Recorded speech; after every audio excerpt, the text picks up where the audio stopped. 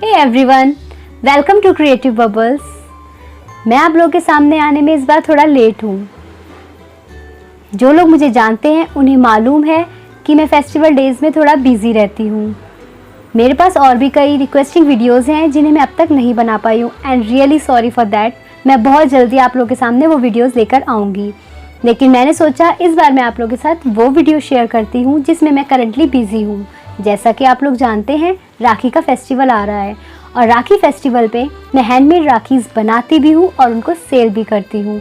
तो इस बार सोचा मैंने कि क्यों ना आप लोगों के साथ एक ऐसी राखी बनाई जाए जो आप लोगों के लिए बनाना बहुत आसान हो। एक इजी राखी मैं आज आप लोगों के लिए लेकर आई हूँ जो आप लोग भी बना सकते हैं। तो मेरी वीडियो को एंड तक ज़रूर देखिएगा। मेरे चैनल को अगर आपने अब तक सब्सक्राइब नहीं किया है तो सब्सक्राइब कीजिएगा और नीचे बेल आइकन को प्रेस करना ना भूलिएगा।